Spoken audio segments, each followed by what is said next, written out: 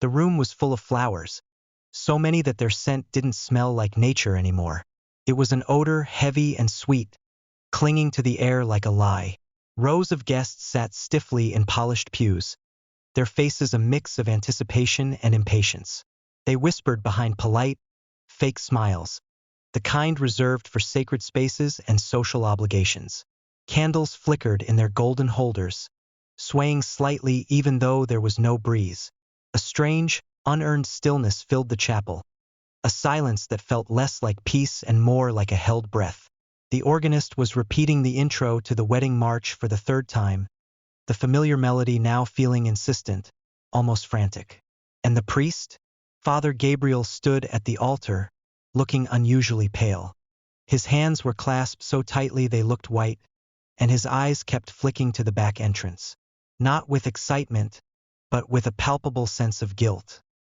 He looked like a man who knew a storm was coming and was praying it would pass him by. The groom, Marcus, stood beside him. His suit was impeccable, his posture rigid. But if you looked closely, you could see a faint sheen of sweat on his forehead. His hands, usually so calm, were twitching at his sides as if he wanted to hide them. He wasn't looking at the door. He was staring at the floor, at a spot that seemed to hold all his attention. He looked like a statue, beautiful but lifeless. The whispers started again. They were 5 minutes past schedule. The tension was a physical thing, a wire pulled too tight, waiting to snap. Then the doors opened. She didn't glide. She didn't float. Eliza stormed in. She was alone. No bouquet to hide her hands, no veil to soften her face, no father by her side to guide her. Just a slow, terrifying walk toward the altar. The wedding dress wasn't white. It was the color of dried blood, a deep, aggressive crimson that announced itself in the dim chapel light. Her hair was pulled back so tightly it looked like a helmet. Her eyes were swollen and black, not from crying, but from a grief so profound it had changed her. She was breathing, but in short, shallow gasps, as if the air itself was poison. The guests held their breath. Marcus stood frozen, his face drained of color. Father Gabriel took half a step backward, his prayer book trembling. The whispers began, growing louder this time. Is that? Wait, is she wearing? Where's her dad? What happened? What is that dress? She didn't stop walking until she was standing right in front of them, her red dress a stark contrast to their pale faces. She turned slowly and faced the congregation. Her voice was calm, measured, but every syllable hit like glass breaking on the stone floor. You know how people say the devil hides in the details? Her gaze landed on Father Gabriel, then on Marcus. Then she looked down at the black phone in her hand. Well, I found him. He was hiding in the church bathroom with this man. Just 30 minutes before we were supposed to say, Amen. No one moved. Marcus opened his mouth, but nothing came out. Father Gabriel blinked once, twice, didn't speak, and then she raised the phone. She pressed play, and the church was filled with a sound no one ever expected to hear inside holy walls. Heavy breathing, a soft, intimate whisper. Then, the unmistakable voice of Father Gabriel saying something that would echo in people's ears long after they left the church. The maid of honor screamed. One of the bridesmaids fainted, her white dress a crumpled heap on the floor. A child cried, a small, innocent sound in a sea of shock. But Eliza just stood there, red dress, black eyes, and one sentence that ended everything. This isn't a wedding anymore. This is a burial. And I came dressed for the occasion. There's a moment in every story where time doesn't move forward. It folds back on itself like a loop, a warning, a second chance that most people ignore. For Eliza, this moment wasn't the discovery. It was the silence that followed. The quiet in the car on the way to the church, the stillness in the vestry after she opened the door. For everyone else in that chapel, it was the moment after her words hung in the air. Time didn't move. It became a solid wall. The church was never the same after that. Not the walls, not the air, not the people, and certainly not the silence that followed. After Eliza walked out, the ceremony didn't resume. There was no priest to lead it, no bride to bless it. Marcus remained frozen near the altar, surrounded by guests who had once praised him, but were now unwilling to make eye contact. Some left in a hurry. One woman covered her daughter's eyes as she dragged her down the aisle. A man in the back row whispered, "I told you something was off," but most just stood there, as if the church had swallowed time. Father Gabriel didn't speak. He stepped away from the pulpit and disappeared through a side door, the same one Eliza had used just minutes earlier. Marcus eventually sat down, his head in his hands. Tears never came, only sweat, only shaking, only the faint tremble of a man who had been caught in a place he once called sacred. Outside the church, reporters were already waiting. By evening, clips from the confrontation had surfaced on local WhatsApp groups. By morning, they had crossed borders. The video wasn't gory, wasn't violent, but it was uncomfortable because it wasn't fiction. It was the truth caught on camera. The kind of truth people pretend doesn't happen in places painted with stained glass. And no matter what angle people took, defense, denial, disgust, no one could unsee it. The diocese issued a brief statement. Father Gabriel will be placed on administrative leave pending investigation. No apology, no clarity, just a procedure. Marcus resigned from his company 2 days later. His LinkedIn disappeared. His phone went dark. By the end of the week, he had vanished. No forwarding address, no wedding refund claimed. Just gone. And Eliza? She didn't make a post, didn't grant interviews, didn't respond to the messages flooding her inbox. But 1 week later, a box arrived at the church office. Inside it was the red dress, folded, untouched, and a note. 5 words written in clean, careful handwriting. "I found God outside here." No signature, no return address, just the truth, packed and sent back to where it had been hidden for too long. Before the red dress, before the silence, there was Eliza, a woman of quiet consistency. At 27, she was an event planner, someone who orchestrated other people's joy with a steady hand. She didn't have many friends, but the ones she had would describe her as steadfast, not dramatic, not loud. Just someone who gave more than she had, consistently. A woman who remembered birthdays, brought soup when you were sick, and volunteered at soup kitchens without posting about it. She met Marcus at a charity fundraiser in Los Angeles. He was quiet, a little awkward, and said he used to work in tech but had found something deeper. She liked that. He listened more than he spoke. He said God changed him. Eliza believed in God, not just on Sundays. She still said grace in restaurants, still wore her grandmother's rosary on days she felt uncertain. So when Marcus told her he was returning to the faith, she didn't question it. She welcomed him. She encouraged it. He started attending her church, their church, a small historical chapel with stone walls and worn pews. The priest there, Father Gabriel, had been a constant in her life. He'd baptized her, taught her catechism. He was practically family. That's what made everything so hard to see clearly. The closeness between Marcus and Father Gabriel didn't seem unusual. The priest said he was spiritually mentoring him. Sometimes they'd disappear into the rectory for hours. She assumed it was confession or spiritual guidance. She even felt proud that her fiancé was embracing his faith so seriously. But then the little things started. Not enough to shout over, but just enough to notice. His phone always face down. The way he wouldn't let her near his laptop. The long walks with the priest after dark around the church grounds. Once she'd come by to surprise him. He hadn't mentioned he'd be at the church that night, but a vague sense of unease had led her there. When she entered, only candlelight guided the nave. No mass, no choir, just murmured voices from behind the sacristy door. A low, rhythmic sound she couldn't place. She didn't go in. She told herself it was nothing, that she was imagining things. She left quietly that night, drove home crying without a reason she could name. By the next morning, she'd convinced herself she was the problem, that her mind was making shadows where there was only light. She buried the feeling like most people do when they're afraid the truth will destroy everything good. The wedding planning went on. Colors were chosen, menus decided. Eliza refused to let her thoughts ruin it. She told herself, This is the devil trying to distract me from my joy. But the devil doesn't always distract. Sometimes he hides in silence, in secret, in sacraments. 3 days before the wedding, Marcus insisted they go for confession together. Eliza found it strange. He'd never requested that before. But she went. He went in first. He took longer than usual. When it was her turn, Father Gabriel's voice sounded rehearsed. He barely looked up. She left that day with a headache she couldn't shake, one that felt like a storm circling, just out of view.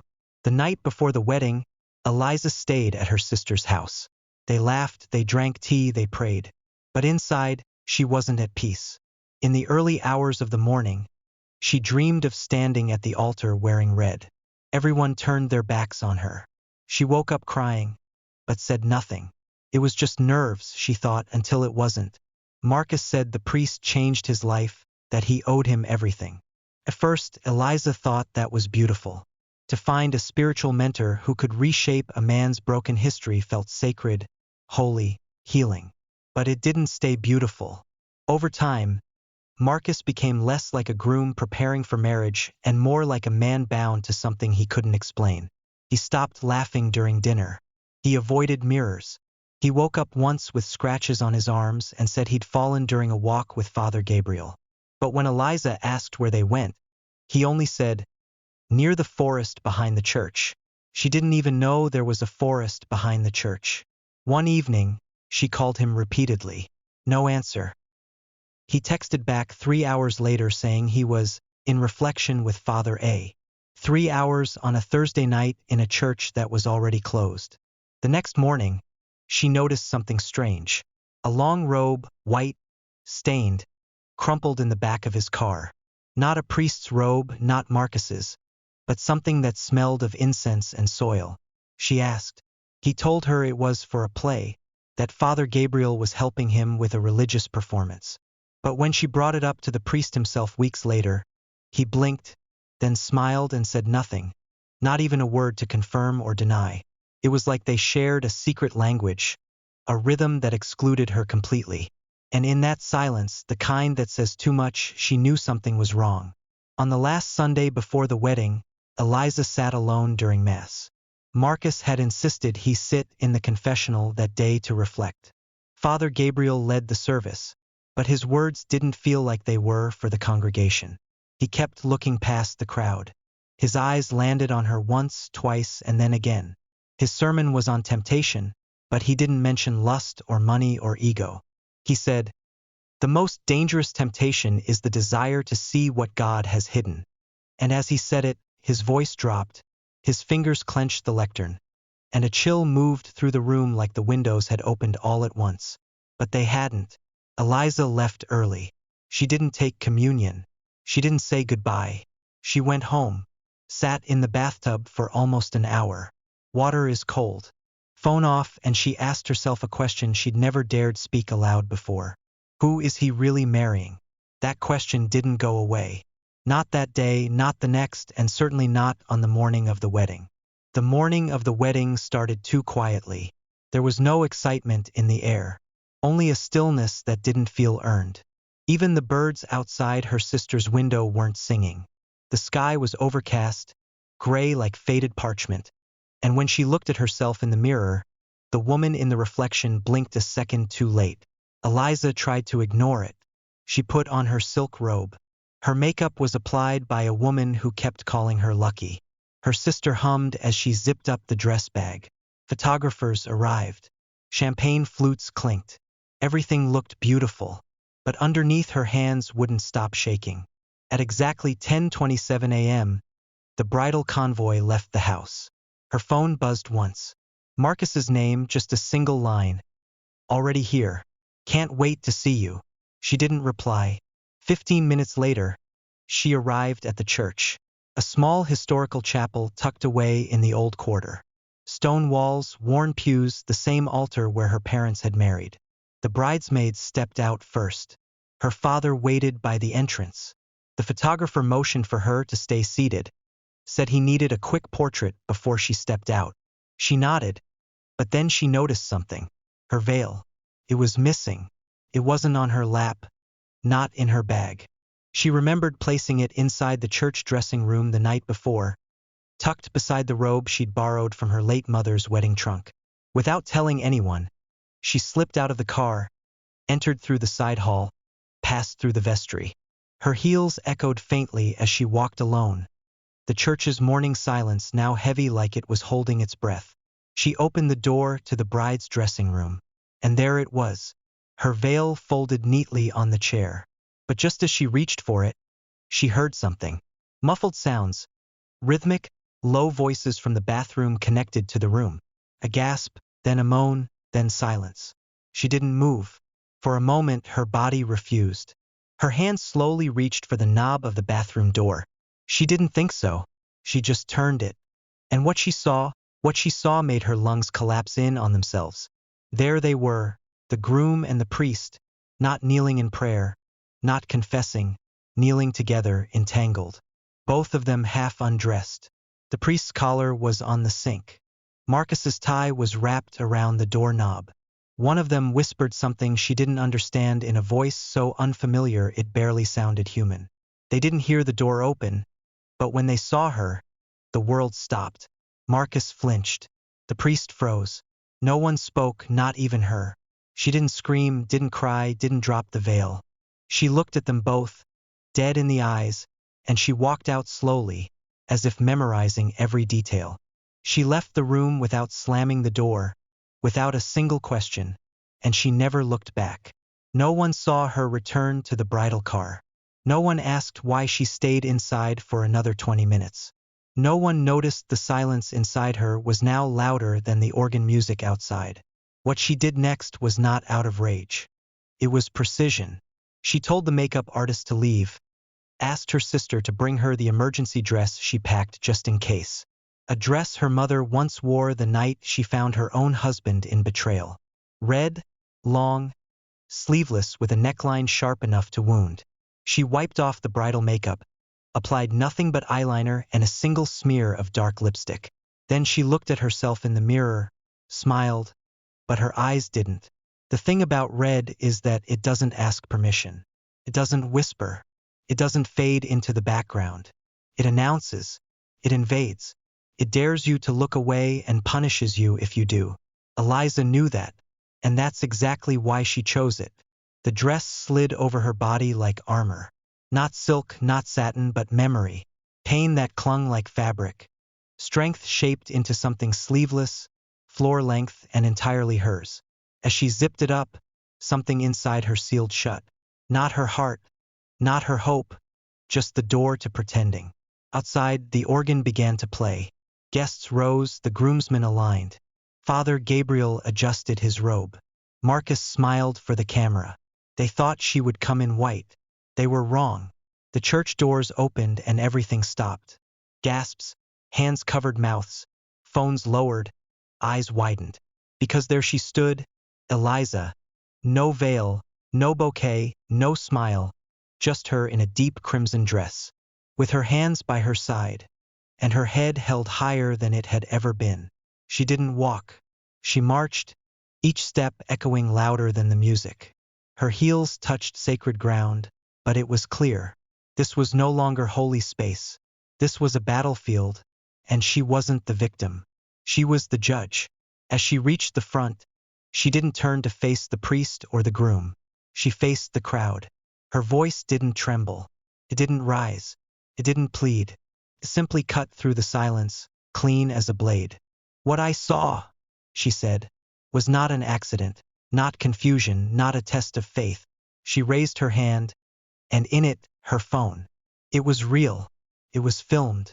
It was in the bathroom of this very church moments before this ceremony was meant to begin. No one moved. No one breathed. She tapped the screen. The speakers hidden among the pillars came alive. First a shuffle, then voices soft, urgent, intimate. A single line whispered by a voice unmistakably belonging to Father Gabriel. They don't understand what we share, but soon they will. The groom took one step forward. She raised her hand again, stopping him mid-motion. Her eyes were glassy, but not from tears, from clarity. I was going to marry a man today in front of someone I called a spiritual father, but instead I buried two things, my innocence and your secrets. Guests started murmuring. One woman fainted. The photographer lowered his camera. The bridesmaids turned pale. Daniel said nothing. The priest took a step back, but Eliza didn't flinch. She turned toward the altar, looked straight at the crucifix, and bowed her head, not in worship, but in farewell. Then she turned around and walked out the same way she came in, red trailing behind her, like a warning, like a wound that never asked to be healed. She didn't cry in the car. She didn't scream. She didn't text anyone back. But as the door shut behind her and the church fell into chaos, every single person inside knew they hadn't attended a wedding. They'd witnessed a reckoning. The church was never the same after that. Not the walls, not the air, not the people, and certainly not the silence that followed. After Eliza walked out, the ceremony didn't resume. There was no priest to lead it, no bride to bless it, and the groom. He remained frozen near the altar, surrounded by guests who had once praised him, now unwilling to make eye contact. Some left in a hurry. One woman covered her daughter's eyes as she dragged her down the aisle. A man in the back row whispered, "I told you something was off." But most just stood there as if the church had swallowed time. Father Gabriel didn't speak. He stepped away from the pulpit and disappeared through a side door, the same one Eliza had used just minutes earlier. Marcus sat down, head in his hands. Tears never came, only sweat, only shaking, only the faint tremble of a man who had been caught in a place he once called sacred. Outside the church, reporters were already waiting. Someone had leaked it, perhaps a bridesmaid, perhaps a guest, perhaps God himself, tired of being used as a costume for the grotesque. By evening, clips from the confrontation had surfaced on local WhatsApp groups. By morning, they had crossed borders. The video wasn't gory, wasn't violent, but it was uncomfortable because it wasn't fiction. It was the truth caught on camera. The kind of truth people pretend doesn't happen in places painted with stained glass. And no matter what angle people took, defense, denial, disgust, no one could unsee it. The diocese issued a brief statement. Father Gabriel will be placed on administrative leave pending investigation. No apology, no clarity, just a procedure. Daniel resigned from his company 2 days later. His LinkedIn disappeared. His phone went dark. By the end of the week, he had vanished. No forwarding address, no wedding refund claimed. Just gone. And Eliza, she didn't make a post, didn't grant interviews, didn't respond to the messages flooding her inbox, but 1 week later, she mailed a box to the church office. Inside it, the red dress, folded, untouched, and a note, 5 words written in clean, careful handwriting. "I found God outside here." No signature, no return address, just the truth, packed and sent back to where it had been hidden for too long. Rumors began to grow.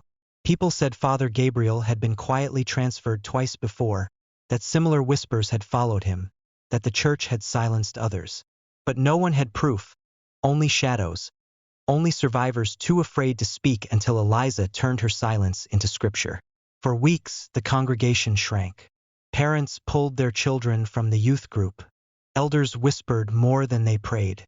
And every time someone stood at that pulpit, they stood in the shadow of what had been exposed. Some said it ended that day, that the scandal had burned itself out, that Eliza's walkout was the climax. But for the people of that parish, the story didn't end in that church. It began there. 3 days after the wedding, a cleaning woman, Maria, refused to step into the confessional room. She said it smelled of salt and ash, that the wood inside had splinters like teeth. She said she saw markings on the walls, thin, shallow, almost invisible, unless the sun hit them at a certain angle. No one believed her until the deacon checked it himself and came out pale, mumbling Latin under his breath. Another altar boy quit abruptly, refused to say why, only told his mother heard father talking to someone behind the walls, but no one was there. The wedding planner, who stayed late to pack up her props, said she saw a man in red, not Eliza, walking barefoot through the pews at midnight. But when she turned on the lights, no one was there. She left everything behind and never came back. Small things started to change. The candles in the sanctuary never stayed lit. Flowers brought to the altar wilted faster than usual, and the organ would hum on its own, even when unplugged. Some said it was grief, others guilt. But one parishioner, an old man named Benedict, said something different. He told the church secretary, it wasn't just the act that defiled the church. It was the silence that's what invited it in. That's what feeds it. The secretary laughed, brushed him off until Benedict stopped showing up. His house was found empty, doors open. Dinner is still warm. The rosary on his bed coiled like it had been placed there by someone who didn't pray. His body was never found and no one mentioned him again. Eliza's name became legend, not just among the youth who whispered her story in hushed tones like folklore, but even among the elders who began to question things they'd accepted for decades. One mother pulled her daughter out of confirmation class. Another refused to take communion from anyone but a lay minister. The diocese tried to repair the image, sent a new priest, younger, eager, smiling too much. But he didn't last long. Said the rectory was too loud at night. Said he heard footsteps when no one else was there. He left a letter, 2 sentences only. God is not absent, but something else has taken his seat. No priest lasted more than a season after that. Mass attendance dropped by half. By winter, the church was only open on Sundays. By spring, the doors were sealed completely. Just a notice on the gate under renovation, temporarily closed. But there were no workers, no scaffolding, no blueprints, just silence again. Months passed. Rain came. Dust settled. The red dress was forgotten, at least publicly. But inside that church office where it was folded and left, something lingered. They hadn't thrown it out. Couldn't. Even when cleaners were hired, they avoided the box. One woman claimed it felt warm when she touched it. Another swore the scent of rosewood clung to her hands for hours. And then on a Sunday no one expected, Eliza came back. Not with cameras, not with drama, no red carpet of gossip behind her. Just her standing at the locked gates, hands folded, eyes steady, wearing white. Not wedding white, but peace white. The man who saw her first was an old security guard. He had been on duty during the original wedding. Said nothing that day, not even now. He opened the gate slowly. Eliza stepped through. Not a word, not a sound. She entered the empty church. Sunlight filtered through cracked, stained glass, casting strange colors on her dress. She walked down the aisle alone again. But this time, no trembling, no veil, no betrayal, hiding behind smiles. At the altar, she knelt, prayed. 10 minutes, 20, maybe more. No one dared interrupt. Then she stood, opened her bag and pulled out the red dress. Still folded, still clean. She laid it across the altar. Not like a sacrifice, not like an offering, but like a burial, a goodbye, a cleansing. She whispered something too soft to hear. And then she walked out. Never looked back, never came back. And the very next morning, the church caught fire. No storm, no lightning, no vandalism, just fire. Started near the altar, spread slowly but precisely. Everything burned except the red dress. Firefighters found it untouched, draped across the scorched stone like it had been waiting to outlive everything false, everything hidden. The diocese called it a tragedy. I called it an accident. But those who had been there knew somehow they knew it was a release, a cleansing, a purging of the lie, of the silence, of the twisted sanctity that had been used to cover shame. And in the weeks that followed, a new church rose, not just in bricks, but in people, small home groups, private prayer circles, women who had once been silent, now telling their own stories. Some mentioned him, Father Gabriel. Some didn't have to. Their eyes said enough. And at the center of every circle, every gathering, was the story of the girl in the red dress. The one who came back, not for revenge, not for applause, but for peace. And somewhere in that, God finally spoke again. And if you're still watching this, ask yourself, if this had been your wedding, your groom, your priest, would you have stayed silent? Or would you have worn your red dress too? Before you scroll, ask yourself, are you the kind of person who waits for others to speak up? Or are you brave enough to speak even when your voice shakes? If you felt anything while watching this, if your gut twisted, if your breath paused for even a second, don't just watch, subscribe. Because stories like these don't get told unless you keep them alive. And if you won't subscribe, enter the comments and explain why. We'll wait, but the truth won't.